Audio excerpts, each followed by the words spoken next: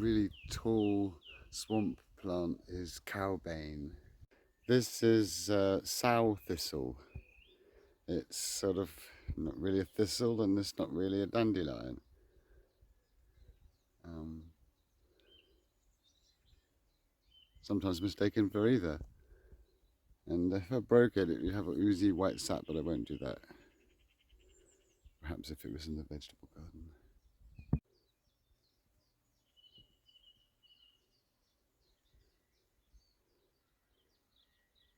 It spreads by these underground roots, a bit like tubers, and it quickly establishes itself everywhere. This is milk thistle.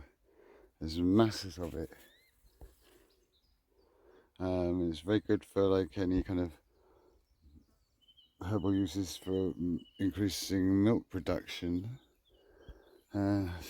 Just stinging nettles. But of course, there you can live on stinging nettles, you know. And then this is great hairy willow herb, which is not to be mistaken for, but closely related to the rose bay willow herb. But the difference being that it's got furry leaves, and it gets really tall like the rose bay willow herb. This is called marsh woundwort, so it's got to be good for cuts and wounds. The leaves are very sort of fibrous, looks like they soak up blood well and stop bleeding. A name like that, it has to do that. First valerian is starting to flower. There's quite a lot of that here. Again, this is proper valerian, not that nasty invasive weed that grows in walls. One that's just coming out. You can see that it's got similar flowers to that Tranthus rubra that grows in walls, but that's where the similarities end. This is a herb, the other one isn't. And this, which looks like a fierce clump of stinging nettles, is an annual called common hemp nettle. And it has little pink flowers that are quite big compared to nettles, I mean. It's not stinging at all, although I get quite immune to stings anyway, but it's not stingy. And it's got to be in the nettle family. Seeds itself everywhere. I imagine this is going to be quite a nuisance in the vegetable garden. Tiny little type of buttercups, really tiny. And these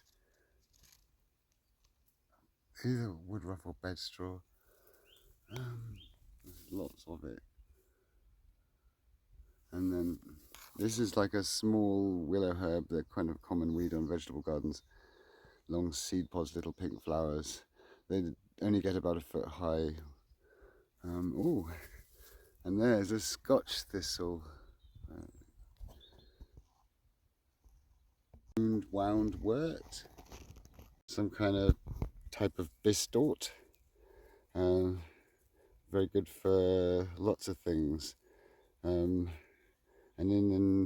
yes, but it's not the one that's usually used.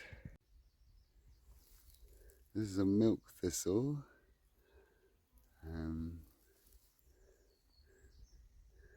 Meadow sweet.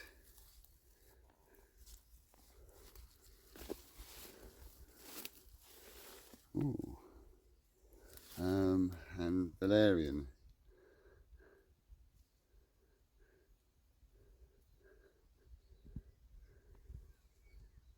Easily identifiable Scotch thistle.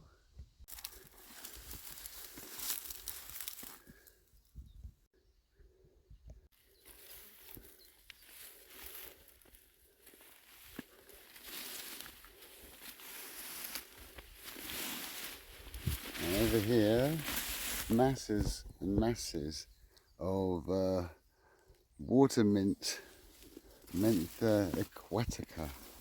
There's masses of it, and it's just like mint.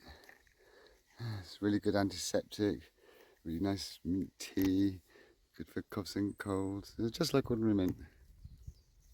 There's literally masses of it. away from the swamp. Now this is fumitory, sort of like a meadowy or bank plant. It just sort of grows through grasses. There's lots of different sorts of it. Yellow clover.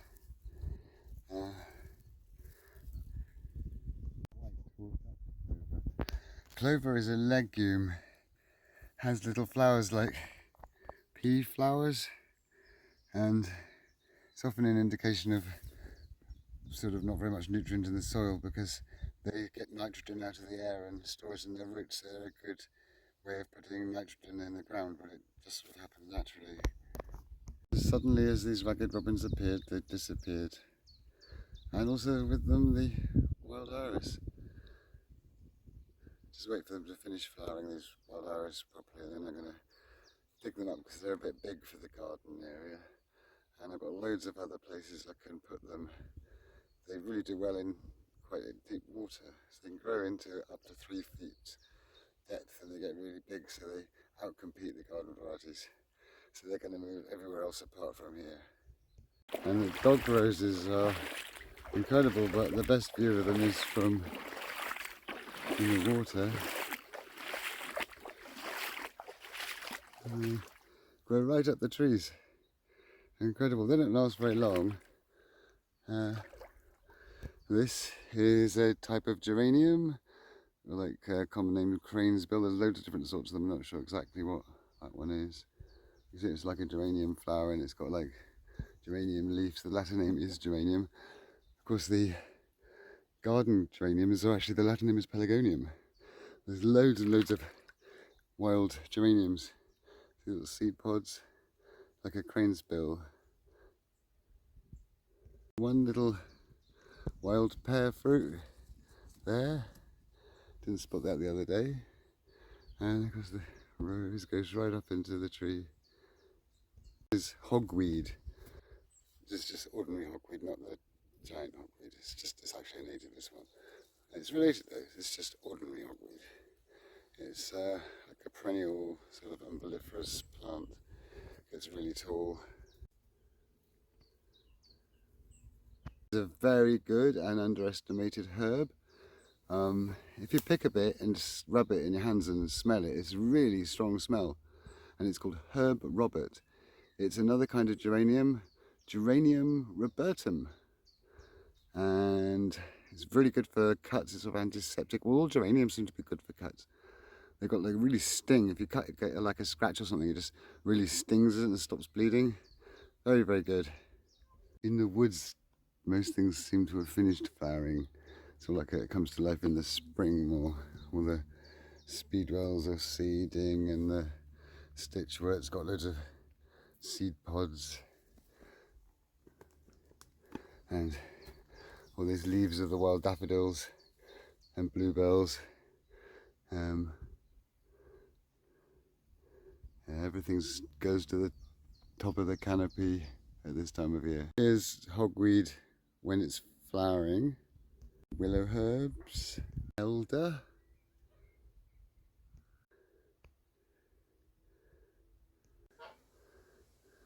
This is cinquefoil, acorn, this is corn. And this is cinquefoil. It's got 5 petals, like French for 5, and 5, we should have 5 leaves. Oh, it's not got 5, that one has. They usually have 5. And it means something different if you carry a cinquefoil leaf with different amounts of these little leaflets on the leaf. I think 5 is for good luck, and I don't know what 3 means, but if you find a 7 one, that's supposed to mean something. Yes, 5 leaves on each leaf and 5 petals on each flower. In acidic areas, you get a similar one with 4 leaves and 4 flowers, and it's called tormental because it drives you to torment, perhaps. Cinquefoil spreads like this. Each leaf becomes a little plant. So it's called stoloniferous when they do this, like a strawberry or a buttercup, which they're related to both. Yeah, cinquefoil. It's very nice. It has lots of herbal uses. Ribwort plantain. Really good herb, does loads and loads of things. Wood avens, Gym urbanatum, grows in woods and has loads and loads of herbal uses. Quite a nuisance in the garden. Has these little hooked, focus on it, loads of little hooked seeds that catch in clothes and fur, and it spreads like that. Little flowers like this. These are very good. They flower for ages. Don't have any herbal uses I know of, but they are a bit poisonous, but not very. This is looking really good. This is the Bath asparagus, very rare in the world, not related to asparagus. So ornithogalum grows under this oak tree on the edge of this pond here. Usually the water comes up to here, so it's just sort of sitting above water level. It really likes it here. Wild garlic sort of dying back over there, and fritillaries and a few other things here. But the flowers are gorgeous. They don't last very long. It's really exquisite and really intricate.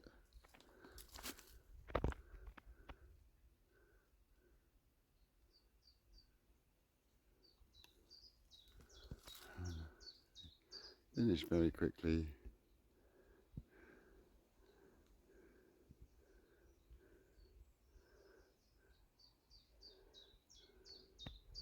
This sankful does seem to flower quite well in the woods in the summer, so that's good. That's some flowers for the summer as well. These wood avens do very well in woods.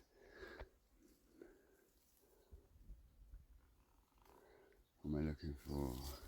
Oh yes, well the primrose is vegetation for the year, but they've finished flowering now. But there's these. This is bugle. It spreads the same way like stolons. Each pair of leaves becomes a plant, and they just trail along the woodland floor. They like it a bit damp, but they're not too fussy. They finished flowering now, and I might be able to find an old flower seed head somewhere. This is lime tree. I got this cheap because they thought it was, they didn't know what it was, but they were almost certain it was a small leaf lime, which is native, and it turns out it was a silverleaf lime, which isn't native, but it's only a variant of our native trees. So I didn't discover this for a few years, so this one can stay. It's not like an invasive weed or anything. And it's got lots of flowers coming. So that's one. Oh, there we are. Bugle flower stems here. You can eat these. Don't look very appetizing, but you can eat them. And they have blue flowers when they're out. Quite a lot of them. And they take very easily from these little plants that form on the edge of these things. Here, bluebell seed pods. Loads of them. They're really big display. Varies April, May, depending on the temperature of the year. Here, the remains of the wild garlic, they come back again next year. There's lots of seed pods. You can fry the seed pods and eat them. Quite nice. You can eat every part of the wild garlic. The leaves are very nice, the flowers are very nice, but can be a bit overpowering if you have too much of it. It's your plant tour for today. This is Tarquin. I think we've met before. See you next time.